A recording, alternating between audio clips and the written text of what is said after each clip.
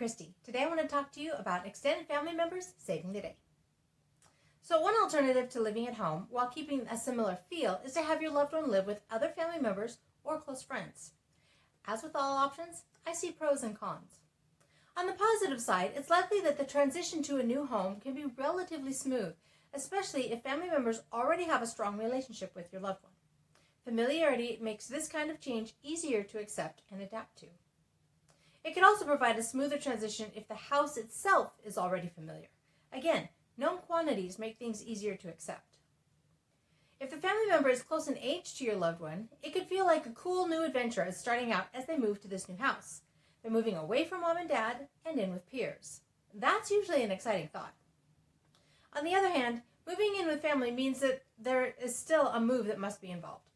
Packing, sorting, organizing, and physically moving is a pain in the butt at best and a major hassle at worst.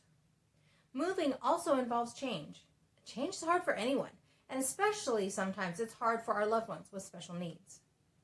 If your loved one doesn't want to move out of your house, it can also be challenging to figure out a way to make this a positive move. There can be attitude and or behavior issues that crop up because of their disapproval of the move. So how do you decide if this is the right move? While it can be a tough call to make, here's a few things that I would consider. First, what is the age range of the people who will be caring for your loved one? This consideration is fairly important to me because it can determine how long this living situation is likely to be a viable option. If the person is significantly older than your loved one, then the likelihood is that the day will come when they are no longer able to care for your loved one and a new housing situation will need to be figured out.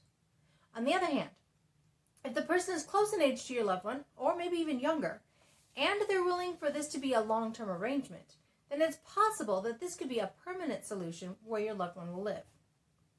How well do the individuals know each other? Now, the better they know each other, the easier this transition to living together will be. And finally, does the new living arrangement allow for personal space away from each other beyond just going to each person's bedroom? Now, or is it the intention to live as a family with your loved one simply becoming a member of the family? Either of these can be a great option as long as everyone has the same expectations. Now, in this day and age, when many people do not live near any family members, sometimes friends can become as dear as family. This may mean that you find you have some close friends, or your loved one has close friends, who are willing to invite your loved one to live with them on a long-term basis.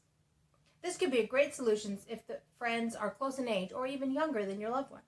This could solve the issue of who will care for them once you are unable to or no longer around to care for your loved one. It may also provide a way for your loved one to continue to grow and develop new skills without a family member pushing them to learn these skills. Many times it's easier for someone outside the family to teach new skills and have them be openly received. This could well be the best of both worlds. Now, that said, finding such a friend who is willing to take on such a responsibility for the long term is a huge blessing. Not many people are willing to take on such a responsibility, but there are people who are open to such options. If you find such a person and it's in everybody's best interest, you have probably found your best solution. I'm excited for you and for your loved one. That leads me to my question for this week.